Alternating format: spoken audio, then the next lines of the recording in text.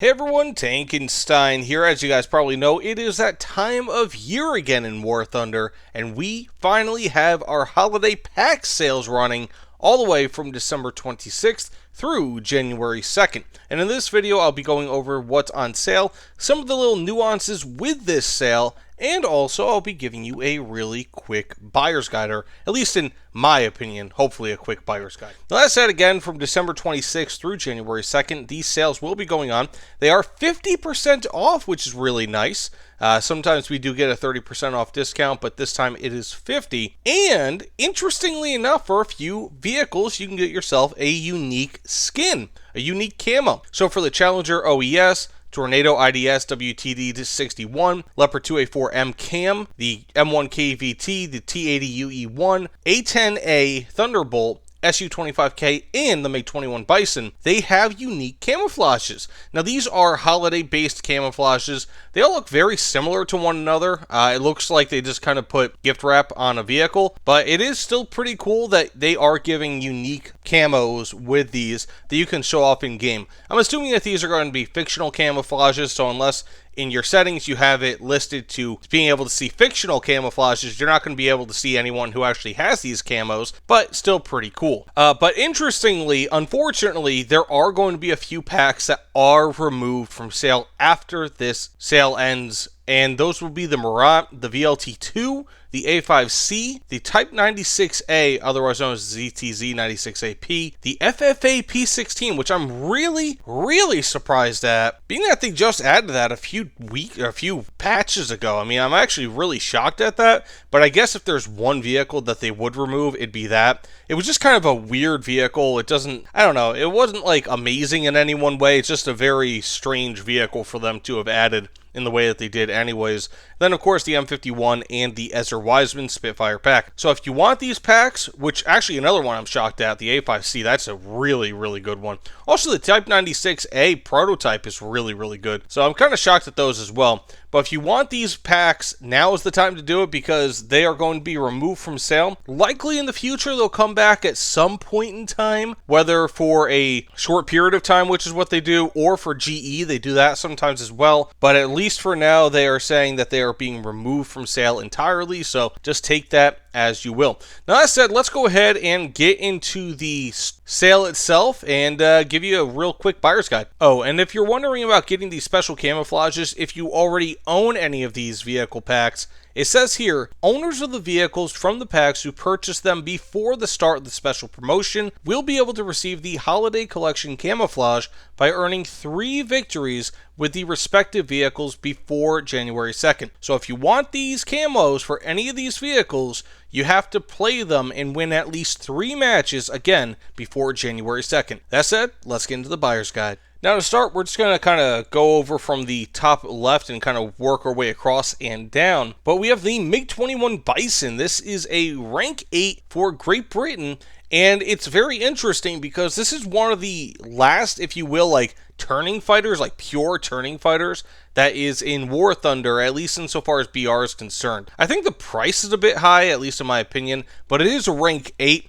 I personally love this thing. It is really good for anti-air, not so much for anti-ground, but it can get the job done in that regard. But yeah, for anti-air, if you're more of like a close quarter sort of person, it's really good. But just bear in mind that a lot of enemies at this BR will have the ability to kind of have standoff weapons so that you can't get into close quarters all too easily. Also, you do have the ability to carry R-27R and T missiles, which are longer range missiles, but you can only carry 2 of them. But in my opinion, really fun aircraft. I'm just a big fan of MiG-21s.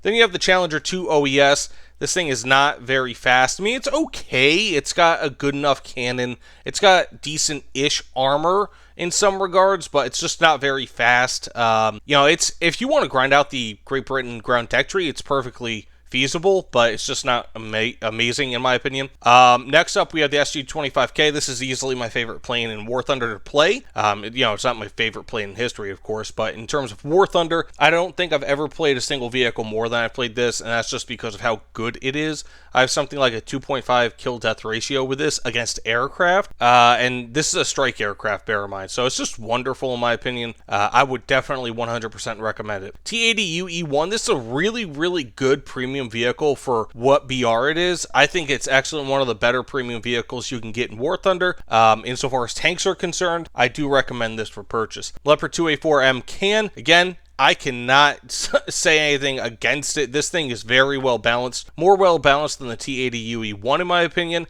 This is a very, very good vehicle. Yes, I do recommend it. A10A early, I like it, but it does have some limitations. I mean, a lot of the time when people are playing this in Air RB, they get shot out of the sky like easily. So I mean, it's tough to say, but I would really practice with it in test flights before you kind of bring it out in battle. But when it comes to anti-ground, for example, it's really good for CAS. You do get to carry a bunch of Mavericks. So I do like it. It's just not an amazing aircraft. Next, the Tornado IDS WTD-61. I'm not a fan of this thing. It can only carry dumb bombs, like 1,000-pound bombs, and not even as many as you would hope. It's okay in some regards, but really in general, it's just not that good of an aircraft. I cannot recommend it. M1KVT, it's okay in my opinion, not bad. It does have kind of a weak cannon or a weak armament, but much more so I would recommend just getting the M1HC Clickbait. It is, even though it's the same rank, it is much, much better, and you also get 5 more days of premium time and 500 more Golden Eagles for just $2.50 more. But when it comes to just how competitive this thing is compared to the KVT, at its own BR, the Clickbait wins every time. A few years ago, I got some crap for saying that the F1C 200 is really good. I still kind of, stick by that claim. I don't think it's an amazing aircraft like I had at one point, but I do still think that it's actually a very good aircraft. Overall, it's pretty damn good. I do recommend it if you're going to be flying with the French. Then, of course, you have the MiG-23ML. Pretty good. I haven't really flown it in a long time, but from what I remember, you can carry R-27s, which are pretty good. It's just kind of your typical suite of armaments around its BR. It's just kind of an average-ish plane. You don't really see a ton of people buying it anymore compared to like the F4S, but I like it. It's not going to be a detriment if you get it. I'll just say that. F-20A, I actually really like this thing. I do better in it than I probably should. This is kind of along the same lines as the MiG-21 Bison in that, at least for the Americans, this is probably about the last close-range dogfighter that you're going to get, outside of maybe an early F-16A or ADS, or ADF rather. I like it a lot. It can super cruise if you have the correct loadout. You can equip a 30mm Chungus cannon underneath it. It can carry, I think, 4 or 6 AIM-9Ls, which at this BR are kind of long in the tooth, but you can also carry an AIM-7 Sparrow. So, I really like it a lot. It is $37.50, which is just crazy. Even on sale, it's $37.50. It's just crazy to me. But I do like it. Again, if you're kind of more of a close range fighter, this is a great plane for you, and I would get it. Next, we have the MiG-21 BIS Lazar M. I like this thing a lot in much the same way as the Bison. It can carry, if I'm not mistaken, 6 R60s, which are really good. R60Ms specifically. I think it's R60Ms. Correct me if I'm wrong. But yes, this is a very good aircraft. Again, along the same lines. If you're playing Air RB, if you're playing Ground RB, I wouldn't really recommend it. It's not very good for CAS. But when it comes to Air RB, if you're more of a close-in fighter, yes, very, very good. Next, we have the F5C. In my opinion, this thing is kind of long in the tooth at this point. It's still okay overall, but you're looking at a plane, I think it sits at 10.7 BR, if I'm not mistaken, in air battles, that can only carry 2 AIM-9Es. So it's just not all that good. So it's a very limited aircraft in many ways. It's got okay performance, but when it comes to being compared to like the F5E, for example, the F5E blows it out of the water for being just very little above it in terms of BR. So it's an okay aircraft, but I just feel like it's over BR'd at this point. When it comes to ground battles, it's okay, but it's nothing really all too special. If you really want it, I don't really see anything wrong with getting it, but it's just not really as good as it used to be. J7D, I like this thing. Again, another MiG-21 variant, essentially. It's just really, really good, and right now, insofar as BR is concerned, it's in an excellent spot. So yeah, I do recommend it. And also, you can perform CAS with it. It's not all that bad when it comes to CAS. It's not great, of course, but it does have enough weaponry to actually do some damage to ground targets, especially now with its BR. I do really like this aircraft. K9 Vidar, 100% recommend it. It's got like what, Gen 3 thermals. It's got a 155 millimeter HE shell that can pretty much annihilate anything with a decent enough hit. Yeah, it's got great mobility. It's just overall a fantastic vehicle. I recommend this thing for purchase, especially for $25. That is not bad. This thing, people hate this vehicle because of how broken it feels. Much the same way the Term 3. These vehicles, the K9 Vidar and the Term 3, both have not much armor. K9 Vidar at least has kind of trolley armor. Sometimes when you think that you're going to get a kill, you don't get a kill against it. So it's not so much the same with the Term 3. This thing just has kind of weak armor for the most part, but it has a, I think a 30 millimeter autocannon, and also, of course, that crazy main cannon, which I believe is 105 millimeters, that can fire Heat FS and possibly APDS if I'm not mistaken. It's got good enough mobility. This thing is just fantastic overall. I do recommend the Term 3. King Tiger pack, I love the King Tiger. This thing pretty much has 50 more horsepower over the standard Tiger 2H, and of course, it has a little bit of additional track armor on the side. If you're looking for just something to grind through the German ground tech tree and have something, in my opinion, that's really, really good, yeah, I do recommend it. I love the King Tiger pack. Kafir Canard, I mean, it's okay. You know, at its BR, at its rank, it's not really all that great. It's not as good as it used to be. Basically, if I'm not mistaken, this is a Mirage, but it's just some Israeli modifications. You can carry a lot of anti-ground ordnance, but not necessarily anything all that great. If you're going to be grinding out the Israeli air tech tree, I mean, you can get it, but it's just not all that great in my opinion. I don't outright recommend it, but it's okay. Next, we have the CV90105XC8 pack, and this vehicle has a fantastic armament, fantastic reload, but minimal, of course, armor and very good mobility. So yeah, I mean, I love this thing. It's just great. I think it's got Gen 3 thermals as well. Fantastic insofar as ground battles are concerned. I recommend it. Samua SM, I love this thing, but they have increased its BR quite a bit. It only has solid shot AP, if I'm not mistaken, but it's got an amazing reload rate of, I believe, 5 seconds, if I'm not mistaken, and it's a heavy tank. Though, of course, as a heavy tank, it really doesn't have the heaviest armor out there. It's kind of heavy insofar as weight's concerned, not so much insofar as armor is concerned. It's like a heavier medium, I guess you could say, insofar as that's concerned. But in my opinion, fantastic vehicle. Another one, in my opinion, you really can't go wrong. And it's rank 5, so you can grind out a large chunk of the French ground tech tree. Next, we have the IS-6. I actually like this thing. It's more mobile than you'd think. It's got a better cannon than you'd think. So its cannon doesn't pen as much as you would hope, but it does have a better reload compared to a lot of the other 122 millimeter cannons out there. So I do like it actually quite a bit, but it's kind of insofar as like that grouping of vehicles are concerned, like the King Tiger T29, IS-6, Samua SM. I think I ranked this thing like 3 out of those 4, but it's still pretty good in my opinion, especially for 2250. You really can't go wrong. Next, you have the AMX A1A, which is okay. I mean, it's got the Python 3 missiles. Whoops, my apologies. This thing can carry the Piranha missiles. They are very good. I mean, this is a light attack aircraft, essentially. I think it's a pretty good aircraft. It's not supersonic. It loses out in terms of performance is concerned around this BR, but it does have pretty damn good missiles.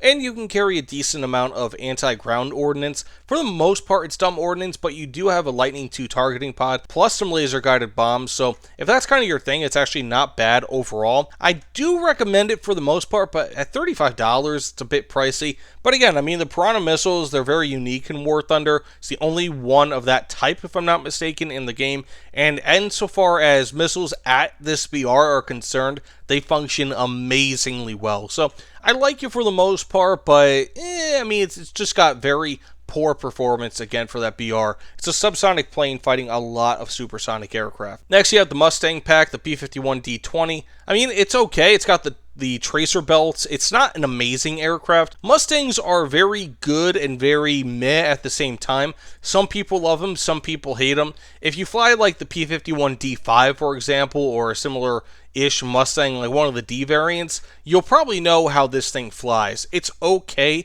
It's got an okay BR. It's got good enough, actually probably superior anti-ground ordnance compared to a lot of other aircraft. And when you combine the tracer belts with this thing, it's pretty good. But just bear in mind, it's a very overall average-ish aircraft insofar as air battles are concerned. I think the tracer belts really kind of set this thing apart, though. Also, it's got very good speed compared to a lot of other aircraft, but when it comes to turning and all that, it's okay. Not bad. But for $15, especially with 15 days of premium account and 2,000 Golden Eagles, I really don't see where you can go wrong with it. Especially considering that if you're looking at something like the Samua SM, you only get 7 days of premium time and 1,000 Golden Eagles for about 50% extra price. Next, of course, you have the Challenger DS. This thing is actually okay. I kind of like it. It's got a really nice reload rate. It's not really got great armor or mobility, but insofar as its armament's concerned, it's pretty good. I would probably recommend the OES over this just because it's barely more expensive, but you know, it's okay. Type 16 FPS, I love this thing. If you're a fan of wheeled light tank destroyers, this thing is just fantastic. 100% recommend. Big gun, great mobility, mediocre armament, or armor rather, but what can you expect from a vehicle like this? Then you, of course, have the ZTZ 96AP, the Type 96A prototype. I love this thing. This is pretty much a terms, but for the Chinese. It's just fantastic, 100% recommend. Ezra Weissman Spitfire Pack, not really a great deal considering that the lowest rank for the Israeli Air Tech Tree is, I think, rank 3 or rank 4. So you're not able to grind out the entire, you're not able to grind out like rank 1 through rank 5 with this. You're only able to grind out like rank 3 or 4 through 5 with this. So it's not really a great deal. Plus, it's an okay aircraft. It's got a pretty decent CAS aircraft or loadout compared to a lot of other Spitfires, but it's still very limited just because, of course, this is a Spitfire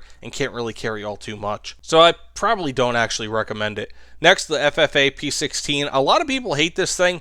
I think it's okay. I mean, it's a very unique aircraft. If you're a fan of unique and kind of prototype aircraft and War Thunder historical aircraft, this is a really cool aircraft to get. Otherwise, it's not all that great. It's actually pretty decent versus ground, surprisingly. Versus air, not so much. It's just very meh. Bear in mind, I do have reviews on pretty much all of these things, but I'm not a big fan of it. It's okay, but I can't really recommend it. A5C, I love this thing. This is pretty much second to the Su-25K, in my opinion. So I'm kind of, again, shocked that they are removing this from the store. But in my opinion, I mean, it's got magic missiles. It's got really nice anti-ground ordnance. It doesn't have a smart ordnance for anti-ground, if memory serves, but it's still very, very nice. It's got good speed overall. This thing is just fantastic as a multi-role aircraft. I love it. Can recommend it. M51 pack. Cannot recommend it. This thing is slow as hell. Its armament consists of basically a heat shell,